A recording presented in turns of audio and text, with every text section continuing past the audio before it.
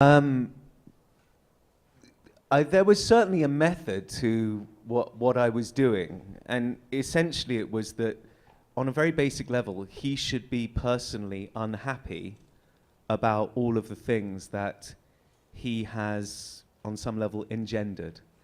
And that if he didn't have any shame or guilt, he would be monstrous. He'd be a monster. And I wasn't interested in being a monster in that way. I think that initially the writers were like, well, you're going to be. And that's it's too bad. You know, you've seen the original. There's a guy called Baltar, and he's the baddie. Yeah. And that's it. So the conflict was, on some level, it was to show that, he was very human. Yeah. And that that's where it really came from. It was a personal decision by myself, so that he had some guilt and shame, that there was some responsibility, that massive responsibility that he was in denial of, but he still had it. And without that, then I think he would have been really like, what do they call it? Like Snidely Whiplash? Is that the name? You know, with just twirling the moustache and in a cape by a laptop. I just didn't want to do that.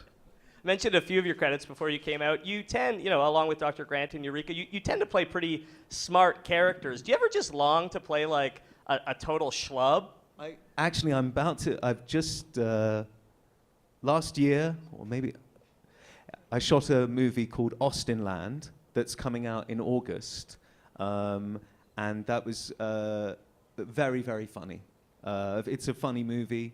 And in Austinland, an American girl, Kerry Russell, in fact, travels from America to a fictional or fictitious resort in England called Austinland. Like you guys have Disneyland, and in England they have Austinland for people who love Jane Austen. And so I play this character called Colonel Andrews. And essentially, when you arrive at the resort, everybody is like they're in the 19th century. And so I'm Colonel Andrews, et cetera, like this. But essentially, I'm an actor who's been hired to pretend to be Colonel Andrews. And he's a total idiot. And I can't tell you how much fun that was.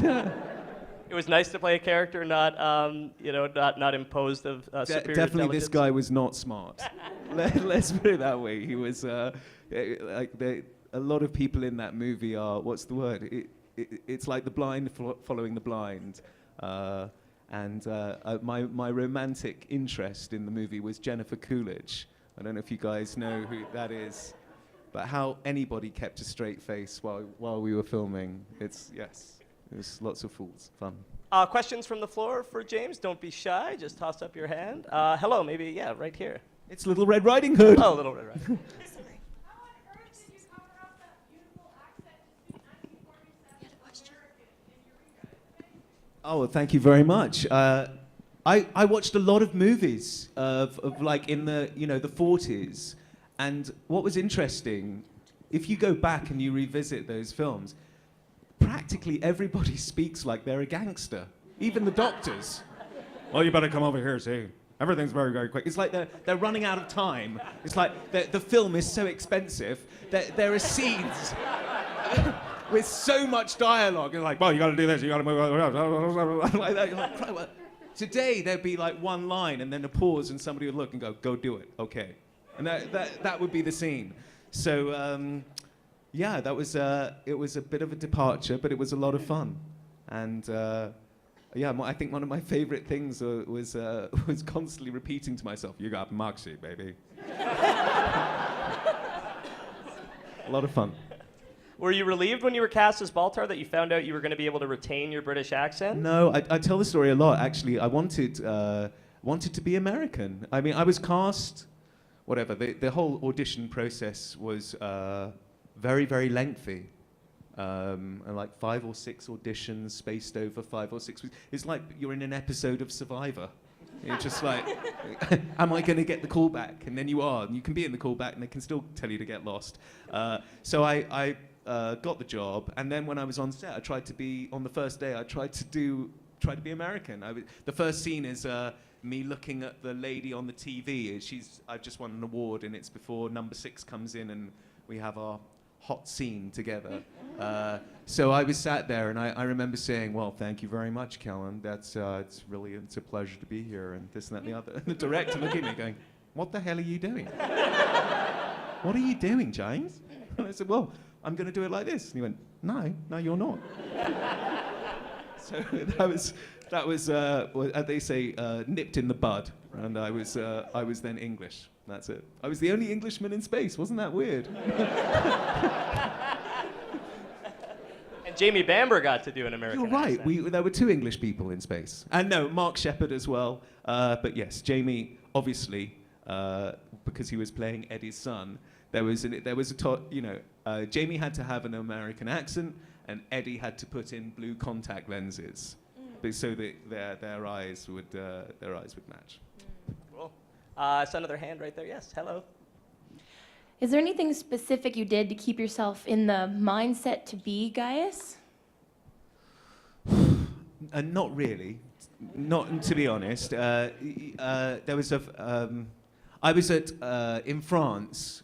Jamie, myself, and Mary were attending the Jules Verne Science Fiction Awards, and we were all given a science fiction award. Jamie speaks fluent French, and he was asked about what he did to get into his character, and out came, I don't know, à la recherche du temps perdu. I mean, it was like Marcel Proust. It was this enormous speech, all in French, and then I do this, like this. Just looking, thinking, how the hell am I gonna follow that?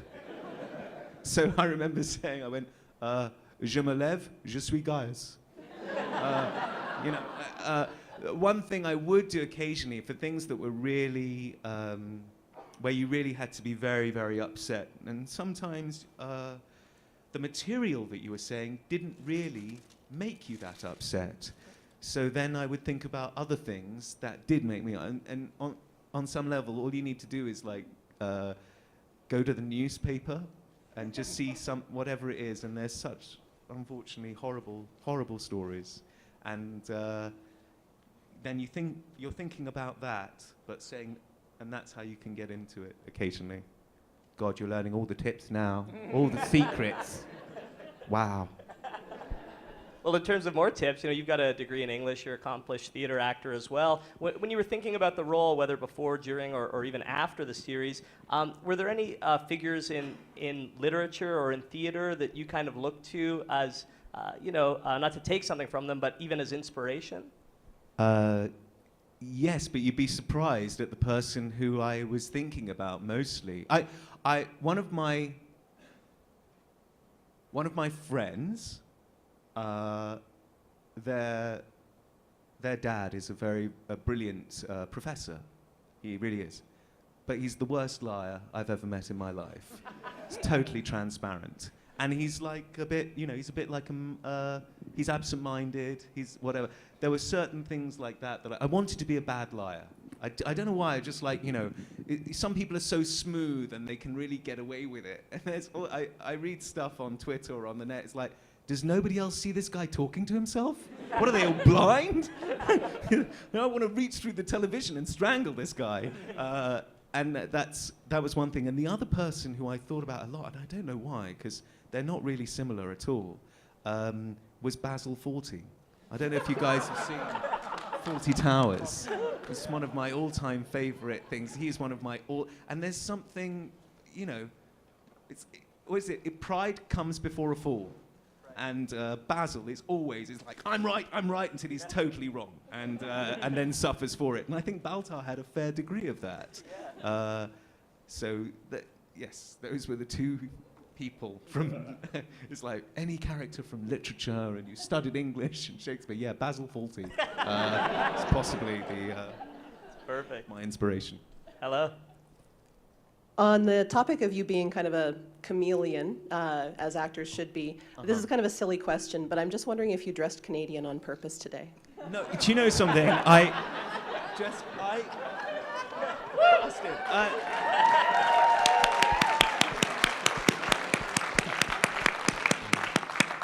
I've long been a reserve player for the Calgary Flames. Never actually made it onto the ice for them. No, I bought the hat yesterday. In fact, I bought an Eskimo's hat as well, but almost got beaten up on the high street. Decided to take that one off and put on the Calgary one. I actually, normally I just like walking around like this. And my wife is like, I'm not buying you any more plaid shirts, James. You don't need any more plaid. You just, I don't know. Yes, this is kind of how I feel comfortable. I didn't know it was necessarily Canadian. In England, they'd call this the lumberjack look.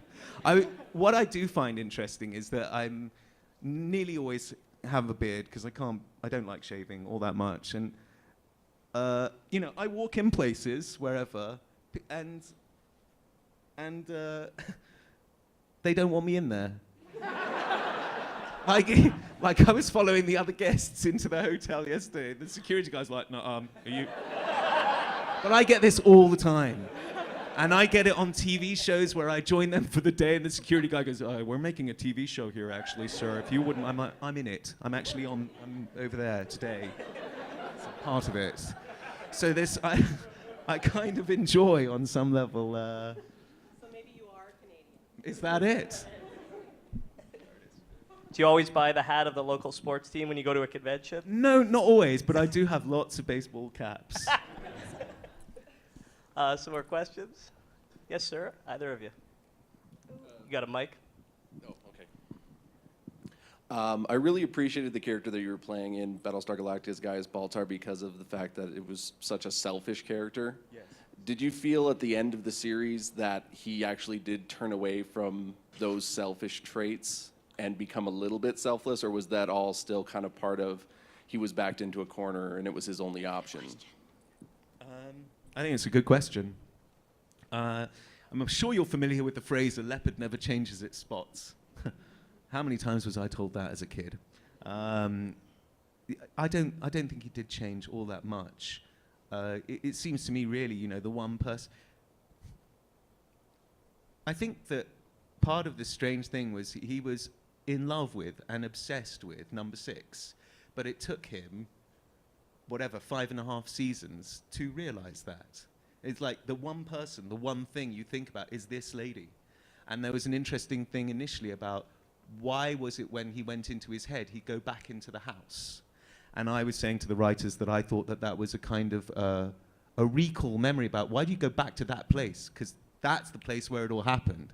That's where the explosion went off. That's where you were when you found out it was your fault. And so I think that on some level he gave himself slightly to number 6 at the end. But all of the stuff with the disciples and that was all so I felt totally self-serving. And I would I remember saying to the writers, I was like, last week I said all of this stuff and about God, and this week I'm saying all of this. And the writers were like, yeah, you're full of shit. Yeah. Guess what? Haven't you realized that, James? Make it Thank work. you. Hey there. Hey, speaking of your awkward daydreams, right front row right here. Whoa. Right down Hi. there. Yeah, low, right on. Hi. Speaking of your awkward daydreams with Caprica 6, I'm just curious, because it was a riot, like every time you would come out of one of those dreams. And was that something that you, like every time you wake up from something, it was so unique and so awkward? Was that all you, or was that the writers putting you into those situations? I lost track of how many I loved because it was just... So you mean the bits like straight after the daydream? Yeah, it's like when you- coming back into reality. I think that was, I don't know, I think that was mostly me. I remember one of the first times was kissing number 6 in Colonial 1. That's the spaceship. It's like if it's not, I don't think it's the first episode. I think it could even be in the miniseries. And the whole thing's quite funny. I mean, I don't know how you do that on some level and make it really serious. It's like, you know, wake from a dream. Oh, right, serious face. I remember doing the thing about kissing number 6 when she was there, and then she wasn't there, and then doing the same thing again. That's just patently ludicrous. I don't know what they thought they were doing, but it did seem to me I thought it was funny.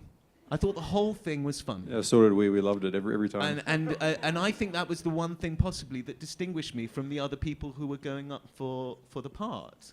When I auditioned, there was I was caught in bed by number 6. I was with another woman. I thought the whole thing was hysterical. And they were like, "What's so funny?" I'm like, "It's funny. Come on, that's funny."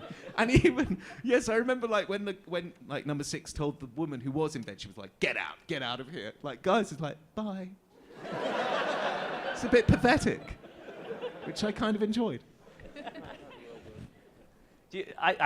Humor for me was a key part of enjoying Gaius Baltar. So as the series unfolded, is that something that you continued to talk to the writers about? The fact that there was such a darkly comic element to Baltar? I think it's something that they didn't need to make it on some level funny. It would be. And some of the episodes, like one of the episodes, there were 2 episodes that really started it all off. One was, I think it was 6 Degrees of Separation, where number 6 comes to the ship as Shelley Godfrey and busts Gaius Baltar, and there's all that stuff in the bathrooms, and you didn't wash your hands, and all that stuff. Like, what?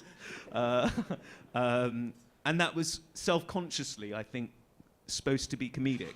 And then Eddie's episode, I can't remember what it was, but it's kind of rather iconic. It's the one where I'm making love to number 6 in the lab, and Starbuck comes in, and then he's like, "Oh, just doing the old exercises." Like, what? Yes, very serious. We'd like you to do that again, very seriously. Yeah, it was an element that was kind of constantly there. And I think there was so much tragedy in the show, and also around him. It was, tough. You're looking at people suffering all the time.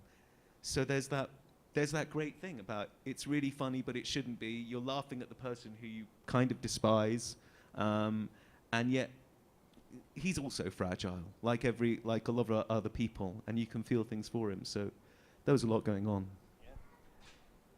Questions up there? Oh yes, hello sir, you've got a mic. Hi, I know there was a lot of controversy with the ending of Battlestar Galactica, and I just wanted to know what your thoughts were on how they ended the series. I think, honestly, I've got so much kudos from playing this role, and I was just saying this last night as well, the writers, they were so brilliant. It's like, without the writing, there is no Gaius Baltar. There's no me. I don't get to be on a TV. Without the other actors, without the directors, it's like you're a small part of an incredible canvas. And people remember great stories. That's it. If the show was on some level below par, or not so imaginative, not so thought-provoking, contentious, subversive, then we wouldn't be here right now. So all I have is just huge respect for them, and I happen to think that actually the way that they ended it was rather brilliant. Well, I think they are brilliant. So that's what I think. Did you enjoy that Baltar got to walk off into the sunset, as it were, with his girl, or would you? I thought that was so beautiful. I didn't think he deserved it. That wasn't. But right at the end, that whole thing, it really was moving, because we all knew that we were saying goodbye to the show. You've been there for 5 or 6 years, and whatever, even if somebody like their line was, "Listen, I'm just going to make a cup of coffee." You'd have been crying while you were saying it, because everybody's thinking about departures and leaving. I thought it was, actually thought that being there on that landscape, and for him to have that line about farming, it still affects me right now just saying that, because it brings back all of those emotions, and it brings back for me all of the guilt he felt of, on some level, denying his heritage and his dad, and that's where they all came from. And finally, that's what he's going to go back to. So it's just beautiful. Full circle, yeah. Hello. Hi. One of the things that I always found really amazing was the chemistry that you had with Trisha, and there were times where very sensual. Other times you guys were bickering like an old married couple. And I was just wondering how long it took before you guys were able to develop the type of chemistry that would allow you to carry that relationship through 5+ seasons of a show. We were just terribly, terribly lucky. she's a phenomenal actress. Acting, for the most part, is acting with people so that there is chemistry. For that, you have to yield slightly, or you have to listen. And listening is not just what is it? There's something about 70% of our communication is nonverbal. It's all in the head tilt or the way your eyes look and whatever. So she's deeply empathetic. Also, as well, we were kind of thrown together initially in that scene where we're like, you know, this is funny, but I remember, because Trisha tells the story as well, I was really a bit embarrassed, and I'm like, right, you know, hello, my name's James, and we're about to get into bed. Didn't really know what was going on. And then I said, you know something, I'm not really doing this. You know, it's all acting, Trisha. You know, when I hold you here, it's like I'm not getting any vicarious kicks out of this. All I want you to know is I'm going to look like I'm enjoying it, because that's the whole, like, not that I'm not enjoying it, but you understand, I'm just like digging myself deeper into a hole. But my whole thing was like, I'm not really doing very much, and I'm, you know, when I kiss you, it's going to be just like with a closed mouth. And you're like, well, that's you. I'm not. I'm absolutely going for this. I'm gonna rip you apart. I'm gonna use you like a player. I'm like, oh God. Let's have another take. So definitely, was it good for camera? It wasn't good for me. I think I need to do a few more immediately. Tough gig. So that's actually where I think we became really great friends, because the whole thing was so bizarre and surreal. It's like we met each other we'd seen each other in an audition. We'd auditioned together, but you know, I didn't know her name, I don't think, even. And then we're on set, and we're like half naked. If you can't, can you imagine if we didn't like each other? Oh God, it would be so difficult. So I think that was a great thing to get over together, and it opened the way for us to trust each other. I think trust is really, really important, and I was a very lucky guy. Outside of Trisha, who was maybe one of the other actors that you really looked forward to doing scenes with, and do you have a favorite memory of a favorite scene with any of them? All of those guys were so fracking incredible. There is not one person you didn't want to be acting with, or everybody. It was exciting, and I mean everybody.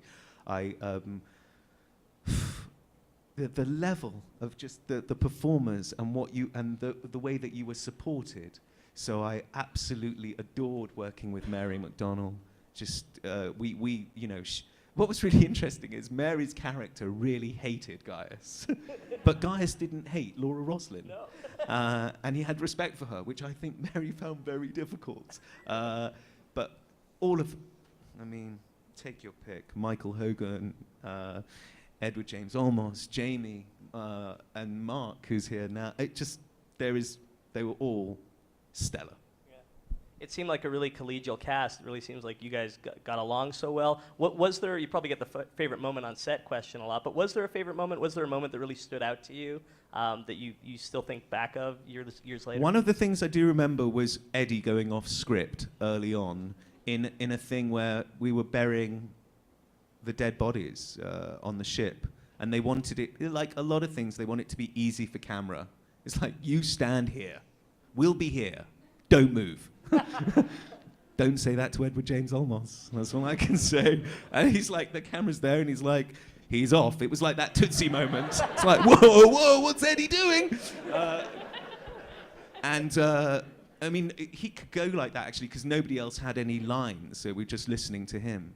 But that was an incredible moment, because it really lived. And suddenly he was talking about, I can't remember, there was all this stuff about, you think they're the lucky ones? Because they're dead and we've got to survive. And it was all coming out of here, and he's pacing around and walking around, and it was really, really moving. And then at the end, because it was supposed to be literally a little speech, and then he says, so say we all, and we are supposed to say, so say we all, and that's it. And at the end, when he goes, so say we all, and we're all standing there, it felt like a Nuremberg rally. It's like, so say we all. And I really felt that thing about fear and loathing on the Battlestar. It was like, you better say, so say we all. Somebody's going to stand right next to you. How much are you really saying it? How much do you believe it? It was like being in a totalitarian state. And that's kind of really amazing when you get that feeling. You're just acting in this thing, but that's something that I will remember. Cool. Another question from the floor. Hello, sir. In regards to the Portlandia episode, how did they get you involved in that? Did they just flip through the phone book and call you up? And what was that like? Yeah, I literally just got a phone call.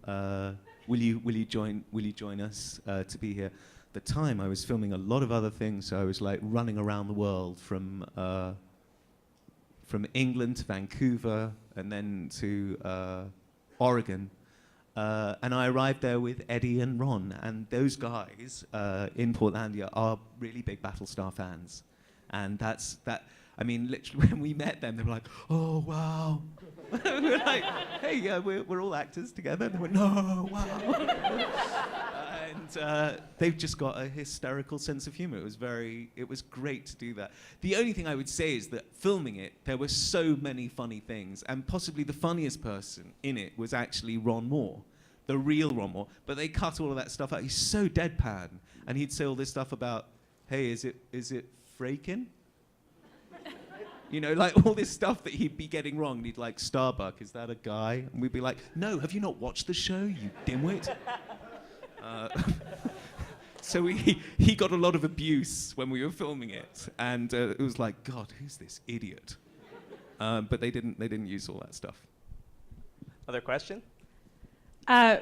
First of all, I have such immense respect for your portrayal of Gaius Baltar, and it was such a delightful treat to see you show up in Bridget Jones' Diary. You were hysterical, and I was wondering what was your favorite part about that? How was that experience? Which one? Bridget Jones? Yeah, Bridget Jones. My favorite part of Bridget Jones was working with Sally Phillips and Shirley Henderson.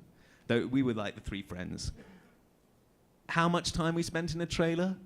Not on set. I mean, years. It was like we were the background unit. It's like, are we going to get to set? Maybe next week. Maybe next week. So we'd just be sitting in a trailer, I don't know, telling stories and laughing and joking.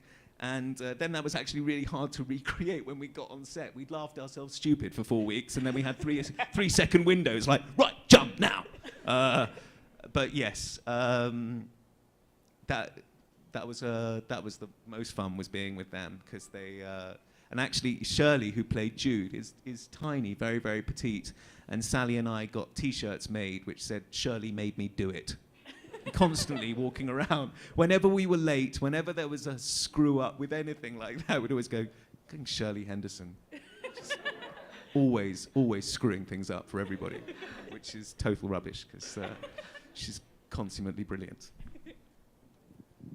I want to ask you, if you think of the character arcs of all the characters in Battlestar Galactica, Gaius's was so huge, but he also occupied so many different chairs, if you will. You know, scientist, vice president, president, Cylon prisoner, trial defendant. It goes on. Eventually, kind of redeemed in the end. Farmer. Was when you look at those different silos of the character, do you have a favorite Baltar, or do they all blend together for you? Yeah, I mean, I find even while you're saying that, it's so ludicrous. It is, isn't it? It's so ludicrous. It's like, not just in fiction terms, but just like, oh, right, so you're a scientific genius who's now found God. You've changed your religion, you've changed your accent, you were very poor, now you're very rich. Like every other story. I remember especially in the farming whole thing that they were setting up, I was like, what, for me? Do I need this storyline about the poor boy made good? Can't you give that to somebody else? Haven't I got enough on my fracking plate already? I just, yes, I found that, I suppose as well, it's kind of interesting, and a lot of people have suggested the scientist part, on some level, is the smallest bit of Gaius.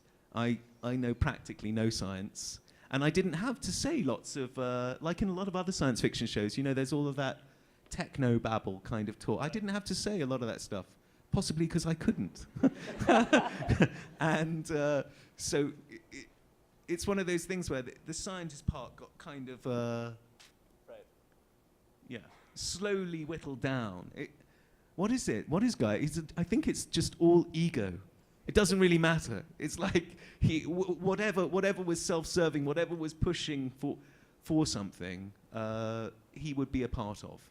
So yeah, I found all of those, wearing all of those hats, fun, but kind of ridiculous. I really liked him as the messianic figure because it so dovetailed with his ego. Was that an interesting or strange element to play when he kind of became this messiah? I thought that was rather brilliant and bizarre. You guys don't know, I don't think you guys know, but we have, in the UK, there was a commentator originally on football matches called David Icke. No relation to one of our producers, also called David Icke. But David Icke was a good-looking guy, very kind of smart, and he was a commentator of the football until he said he was the son of God. And then they sacked him quite quickly. Then he bought out lots of books and wore turquoise, because that's the color of God. So there was, the turquoise was my thing. I went, I've got to wear turquoise. That's the color of God. And, you know, some strange messianic thing. It was, yes. That's where I based that thing. On some level, it's really interesting, actually. There's a huge history on our planet of false messiahs, of false prophets. And if you just want for fun, you can just check that out on Wikipedia or something like every century has them. Right. And I mean, after Jesus died, there were so many people who claimed to be the next Messiah or the next, etc., etc. Hundreds of these people through history, and they're all slightly crazy, I think. Well, yours was incredibly entertaining. Another question from the floor. Oh, hello. Hello, Mr. Callis. First, I wanted to say the final part of Battlestar Galactica was always probably one of the best moments, I thought, and largely in part to you, was when there's the great transparency that you have in your acting that just it allows everyone to see everything exactly as you're feeling it. And you had that look on your face of the realization that all the science, all the riches, all the everything that Gaius had worked and strived so hard to attain for himself was essentially meaningless, and what people really needed him, and he himself needed himself to be, was that great farmer, because that's what was actually going to help the human race. And I thought that was brilliant, the way you played that off. Thanks. I think that's it's so true. Everything else was kind of meaningless by the end. So yeah, true. It really was. It was just fell by the wayside. But I also wanted to say there's that brief part of when Gaius was incarcerated, when he slips back into that accent that he had from his home planet, and it was the same one that Mark Shepard had been floating around for quite some time. Did you have to study or practice, or did you just fall into it? No, it was everything's a funny story, but like the producers were like they were like I can't remember, but they said, you know, we're going to make you a farmer, and yes, and we need you to have a different accent. Can you sound like Michael Caine?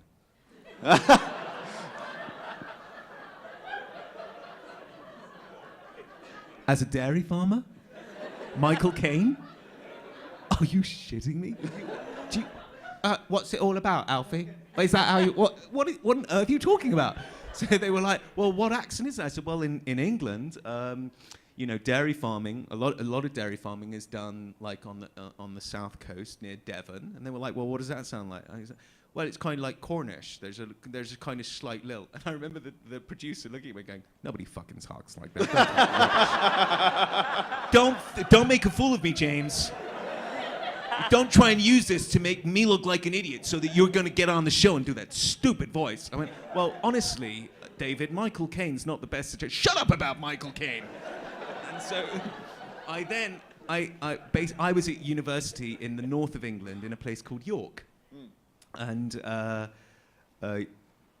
yeah, I mean, the further north you go, there's an accent, there's a lilt, there's something like that. So that's what I took, and where being there for 3 years, lots of people are from, you know, the north of England or Yorkshire. That's what that accent was. Is there dairy farming there? I don't think so. But there is in the UK, and I suppose it's the same in a lot of other countries. There is a north-south divide whereby London is considered to be, you know, a lot richer, and everybody's got on a bigger salary, and the houses are more expensive. And then the further north you go, there's a gap, there's a divide. And Here it's east and west. yeah, so over here, over there, there's kind of like, you're called up north. If you're from London, you're like called a southern bastard. It's nice, isn't it? It's so friendly. Yeah, it's so much abuse between the two of them. I took that on. I took that accent, and I think it kind of worked for that thing. But Cuttle's Breath Wash or something. That was the ridiculous name that the farm was on. Cuttle's Breath Wash. Who comes up with stuff like that? So yes, that's where it was from. Thank you. There's a great trick if you say my cocaine, it sounds like you're saying Michael Caine in Michael Caine's voice. My cocaine. My cocaine. Very good. It worked.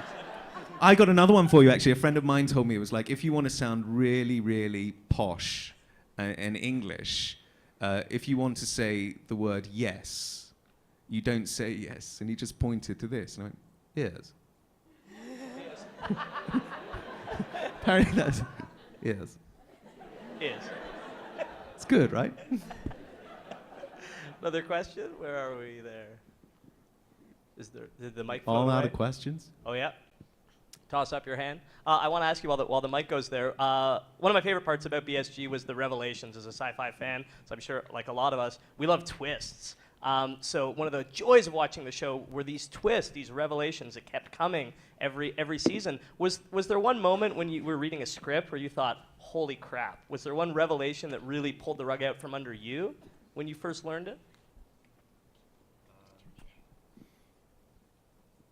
I'm sure there was. It's like some time ago now as well. What did you think of the final five? Oh, nobody knew who the final five were, and neither did the writers. And anybody who says that they did is just totally lying. I think that they had pictures of everybody up in their writer's room and just chucked darts at it. Blindfolded. It's like, the final five is like, oh, it's Boxy. Oh, no, we didn't put him in the show, did we? It's Moffat. Oh, damn, we didn't do that either. Can't have him. Yes, I don't know how that happened. All I do know is that the people who were chosen to be the final five were furious. Nobody, in our show, everything's like, if you came on as a Cylon originally, you were happy with that. You were a Cylon, Most of the Cylons were very beautiful women. They were very happy about being beautiful women. Great. I'm a killer robot. I'm beautiful women. But the people who've been struggling for the cause and blowing up buildings, and like the Chief and Anders and Saul Ty, oh my God, they practically needed counselling.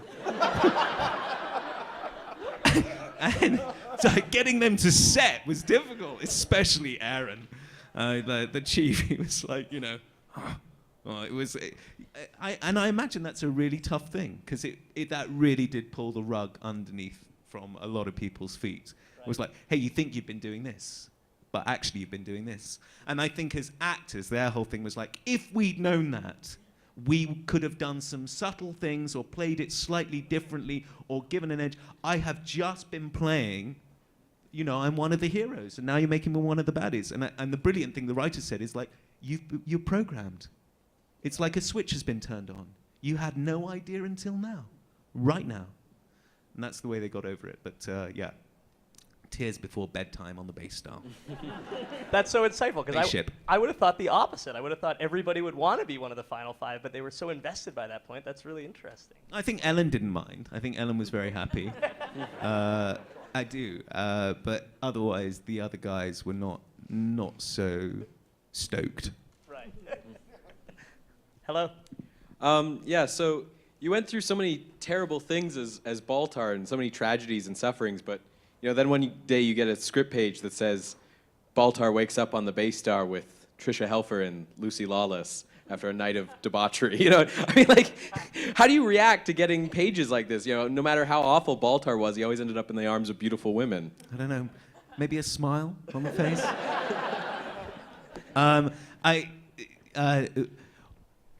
I've actually got material of we did a whole scene where basically I'm interrogated naked. And it was so stupid. And it was so funny. And it was also very, I mean, I really was butt naked. And I did all this stuff about, I'm just going to show you. It never made it into the show. Because I remember the producers saying, listen, there's funny and there's ridiculous.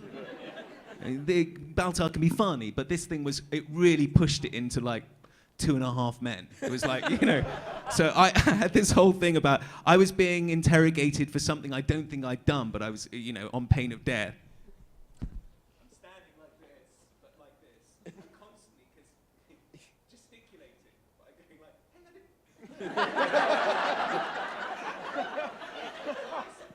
trying to move around things. Lucy Lawless totally lost it. Just could not keep a straight face.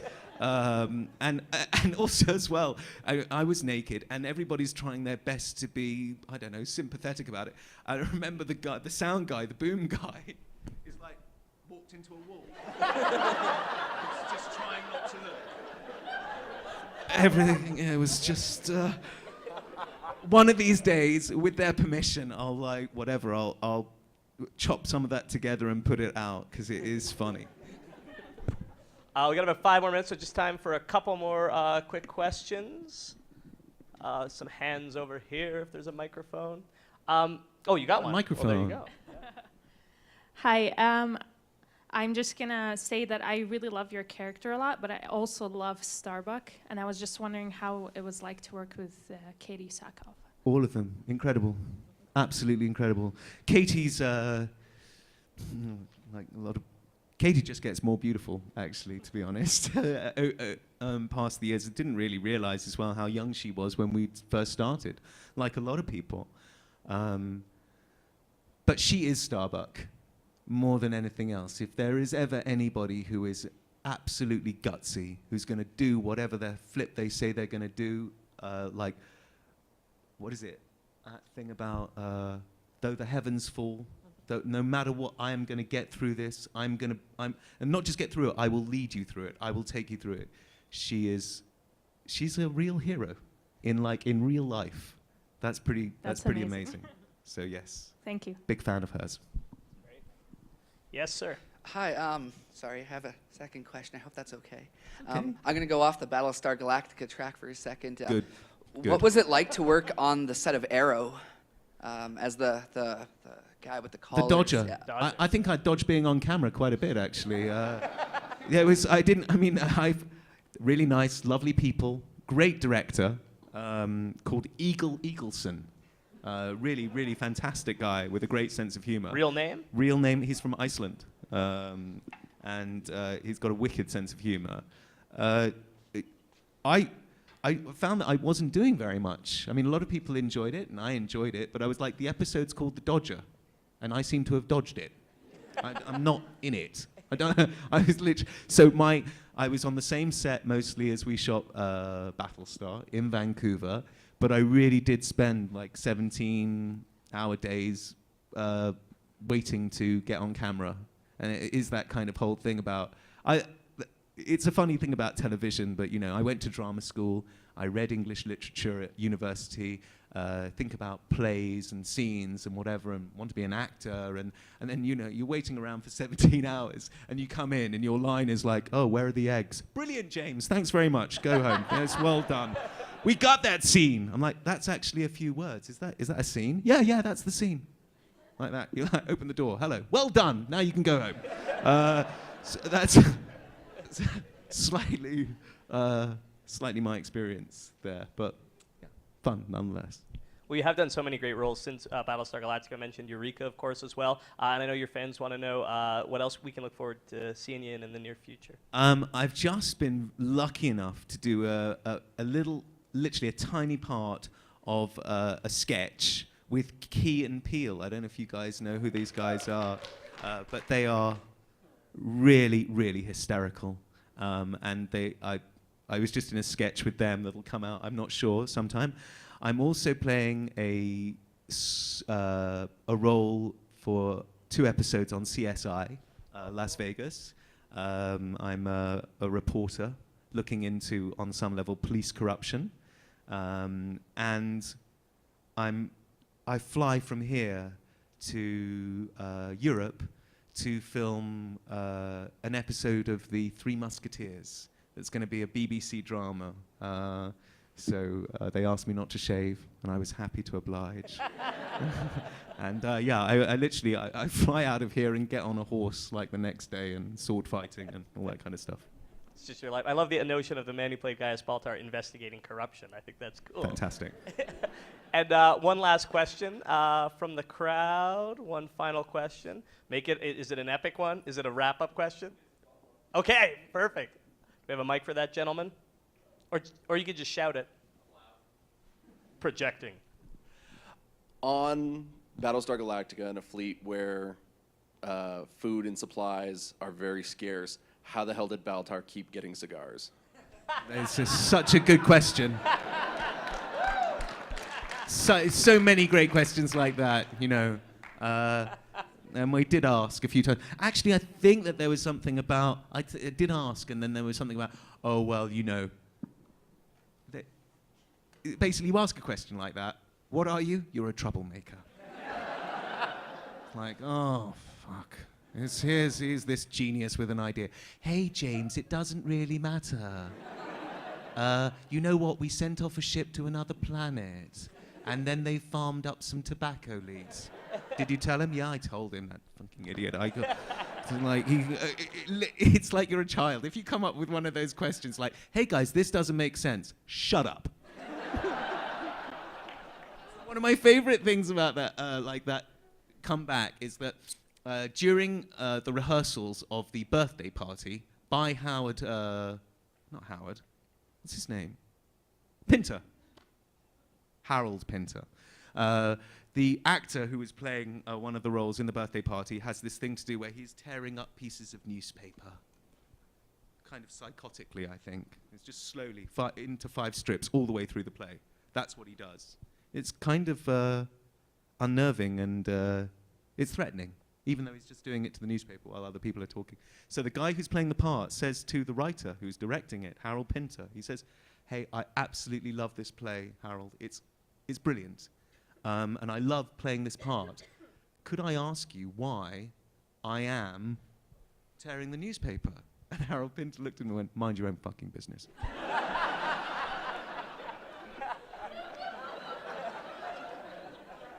There you go. That's you say the lines, you get the things. That's it doesn't necessarily always make sense. And a lot of times you do ask these questions like, hey, but it's important for me. And they look at you really patronizingly and they're like, hey, it's only a TV show. Calm down. These are the same people who are like, hey, we're really going for it. This is the TV show. It's not just television. But like the next minute they contain it around and go, no, etc. Well, it was an amazing TV show. All your work is amazing, and we thank you for it. We really thank you for being here. Thank you so at the much. Calgary Comic and Entertainment Expo. Thank you, guys. Shall we do a 1, 2, 3? So say we all. Ready? 1, 2, 3. So say we all. Thank you so much. Thank you, guys. Have a good convention.